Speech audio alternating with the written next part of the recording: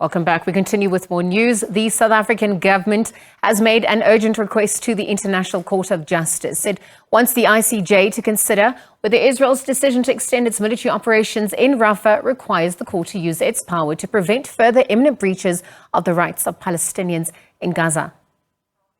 It is gravely concerning that the unprecedented military offensive against Rafah, as announced by the State of Israel, has already led to and will result in further large-scale killing, harm, and destruction. This will be in serious breach both of the Genocide Convention and of the court's order of the 26th of January this year. SABC News correspondent Toni Waterman now joins us live from Paris. This, as a number of people have taken to the streets to protest against Israel's military actions in Palestine. Toni, good afternoon. Thanks for joining us at this hour. Perhaps from your vantage point, you could talk to what you're witnessing. We have seen many protests in support of Palestinians across the world. And what has been the response from Europe? Well, certainly tens of thousands of people have taken to the streets right across Europe in pro-Palestinian marches since this war began. That includes here in France and the UK, Switzerland and Portugal. And that is not to say that they don't also support Israel. These countries do. They believe that Israel has a right to exist, that it has a right to defend itself. But there is growing concern across Europe right now at the intensity of that retaliation for the October 7th massacre. There are now almost 30,000 people dead in Gaza, many of them civilians, many of them women and children. And the governments here have been piling pressure on the Netanyahu government to rein it in, to find a solution, to find a peaceful way to end this war. And in France's estimation, that peaceful solution is a two-state solution. The government really believes that the people of Israel and Palestine can live side by side in peace. And in fact, there is a far left political group here in France that today tabled a resolution calling on France to recognize the Palestinian state and to also recognize it at the United Nations. This is something that some EU countries already do, Sweden, for example, Malta, Cyprus. So there is support here for the Palestinians. There is also support here for Israel's right to defend itself. Toni, what has been the reaction of the EU to the recent attack on Rafah as we speak?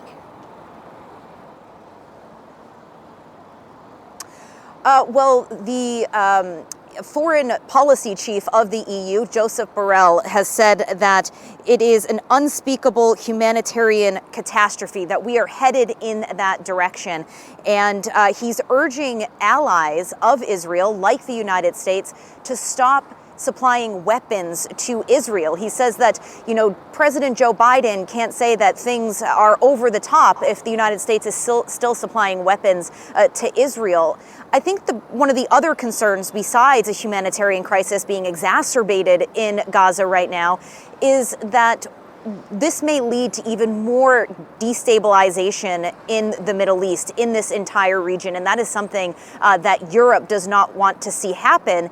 And if there is a ground incursion, whenever that happens, there is the possibility that more European citizens could be killed. So just a couple of days ago, there was a French teacher that had been working in Gaza for 20 years. That person was killed. And there's a sense of urgency now for these governments to get their civilians out of Gaza. So in just the past 24 hours, the French government has evacuated 42 French nationals, people that live in France, people that have been working with an organization over in Gaza, have brought them out of the country to keep them safe. Now over 200 people that have been brought back. So this is a concern about the humanitarian crisis in Gaza, but also a concern about this spreading out across the Middle East even further, that this ground incursion, when and if it does happen, could be perhaps a point of no return.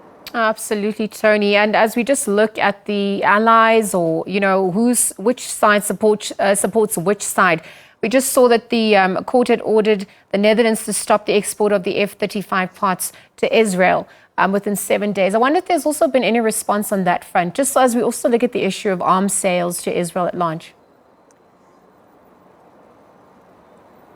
Well, you know, after the ruling came down from the ICJ, which requires Israel to do everything in its capacity to limit further bloodshed in Gaza, the EU issued a statement saying that it expected a full, immediate, and effective implementation by Israel of that ICJ ruling. And as you mentioned, some of these governments and some of the court systems here in Europe are actually taking that responsibility into their own hands. So Belgium, for example, stopped or suspended licenses for the export of munitions, specifically gunpowder, to Israel after that ICJ ruling came down. You talked about the Dutch court that is banning the Netherlands from exporting F-35 fighter jet parts to the country.